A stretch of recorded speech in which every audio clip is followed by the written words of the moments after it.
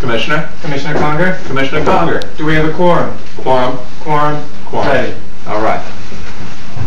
Welcome everybody to the Thanksgiving edition of the Savage Football League Commissioner's Address.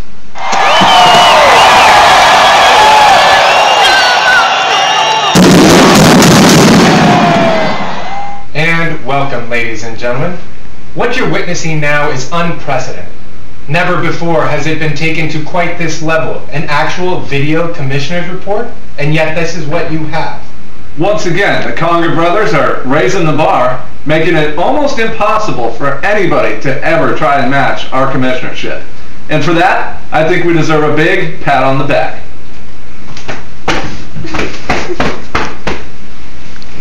Michael, let's start with the breaking news. First of all, Sean McNee, the phenomenon. He's at 8-2, ladies and gentlemen, and yet he's still 200 plus points behind everyone, and he's got the best record in the league. It's never been done before. No one understands how he's doing it, and yet he keeps doing it. Purely, purely incredible, ladies and gentlemen. Hats off to Sean McNee. Not necessarily breaking news, but we did want to touch on last week's event that was post last week's commissioner address, the recalculation of the matchup between Los Discos and Brad Joya's Autoerotics.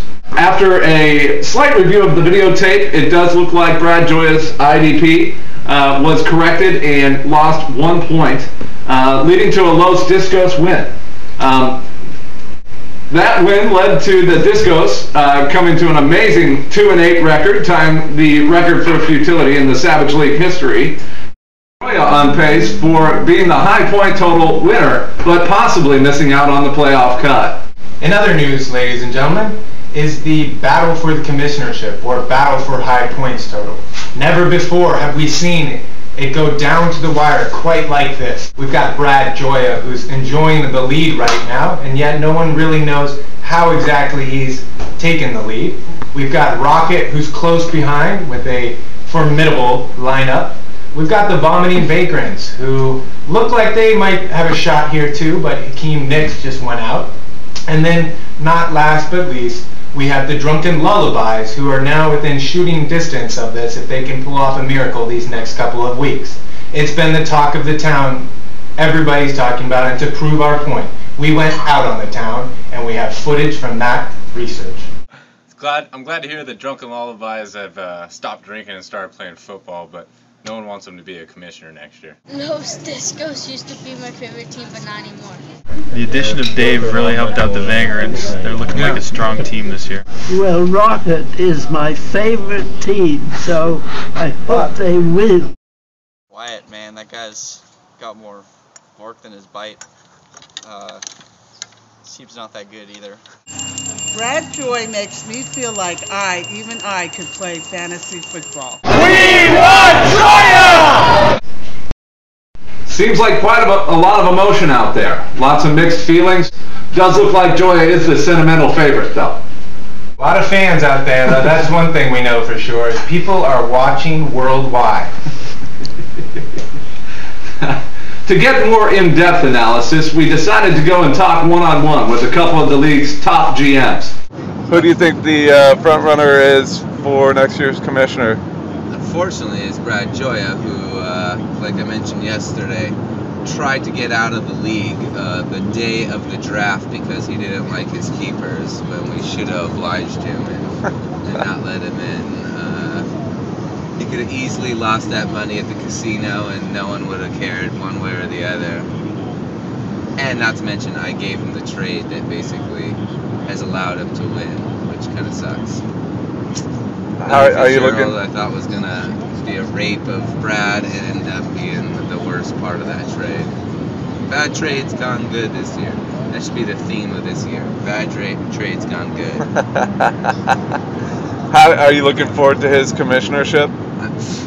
Wow, I'm getting ready to. Lucky thing I'm in about 8 different leagues, so since we're not going to get any posts next year or anything like that, who cares? I'll just try and focus all my energy into one of the other teams I dominate.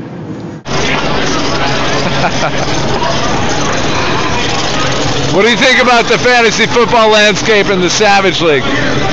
Fantasy football landscape in the Savage League looks like this. Clearly, the best cohesion of teams in the league is Los Discos. And you guys will never have that. Neither of you. Neither of the two of you will ever have that. Baby Jesus and me, Mr. Rick Radical, run the landscape in the Fantasy Football League. However, we do have some teams contending for commissionership. Let's talk commissionership. This year, it's been a long run, and it's clearly going the length of the season. We've got Brad Joya in the lead, and he may just take it all the way. And I'm scared. I'm scared, Mr. Joya, but I'll tell you one thing, Mr. Joya. I expect good things, because I know that you know how to run the internet, and I said it in my post. Good picks, good bids, we'll take it next season. However, quite a lot of in-depth analysis there. That about does it for this week's edition of the Savage Fantasy Football League podcast. For the Armenian Factoid of the Week, please do check out the link below, as well as our new edition of the video Tits and Ass. And